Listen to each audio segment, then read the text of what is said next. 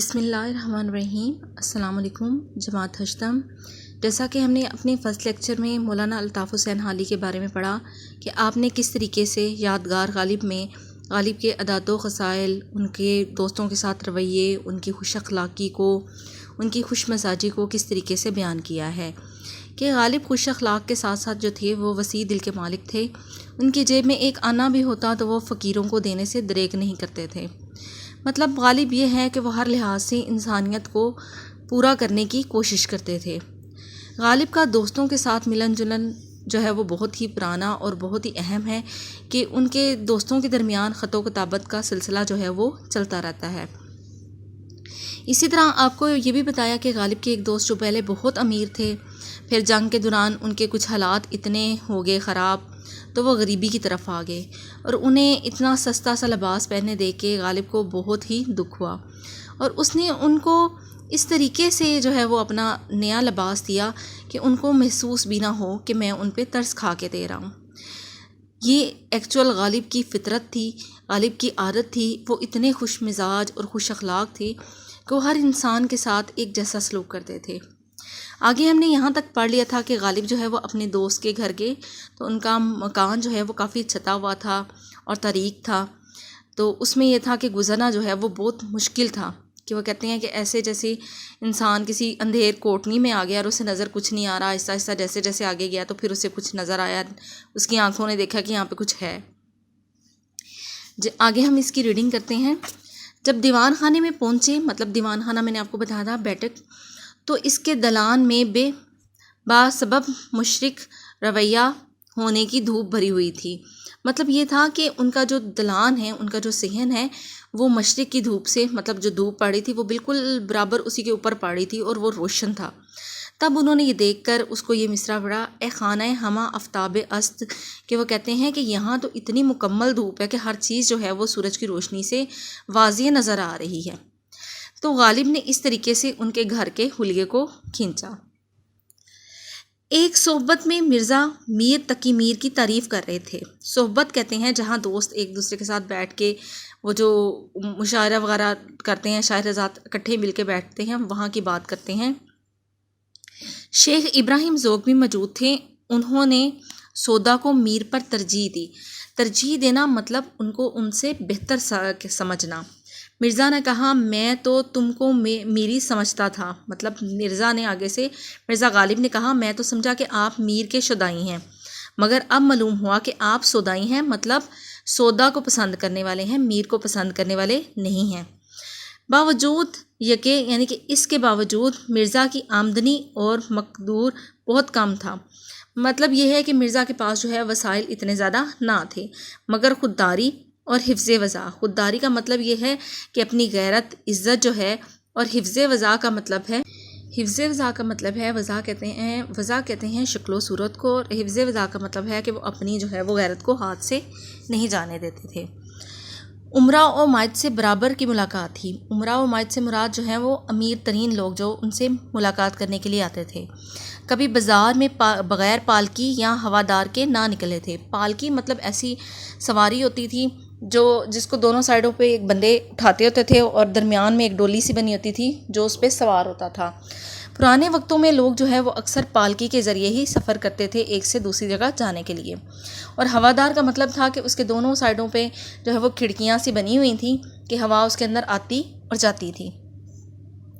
عمائد شہر مطلب میں نے آپ کو پہلے بتایا امیر لوگ، شہر میں جو لوگ ان کے مکان پر آتے تھے یہ بھی ان کے مقام پر ضرور جاتے تھے۔ ایک روز کسی سے مل کر نواب مصطفیٰ خان مرحوم کے مکان پر آئے، میں بھی اس وقت وہاں موجود تھا۔ یہاں پہ جو ہے مولانا الطاف حسین حالی اپنا ذکر کرتے ہوئے کہتے ہیں کہ میں بھی نواب مصطفیٰ خان مرحوم کے مکان پر موجود تھا۔ نواب صاحب نے کہا آپ مکان سے سیدھے یہیں آئے ہیں یا کہیں اور بھی جانا ہوا تھا؟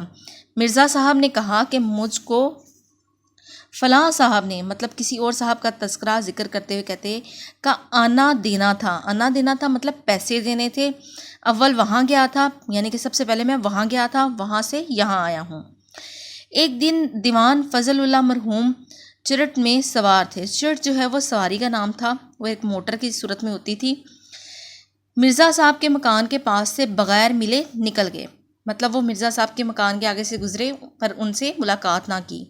مرزا صاحب کو معلوم ہوا تو انہوں نے ایک رکا دیوان جی کو لکھا۔ رکا کہتے ہیں خط کو، دیوان جی مطلب جو ان کے گھر کے پاس سے گزرے تھے۔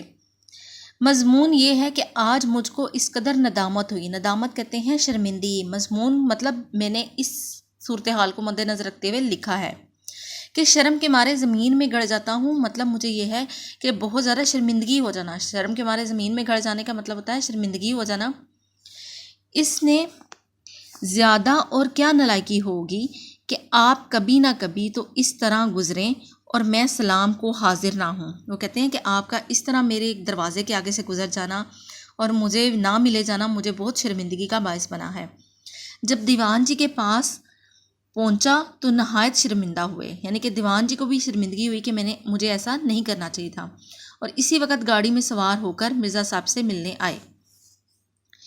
فواکہ میں آم ان کو بہت مرغوب تھے مطلب پسند تھے۔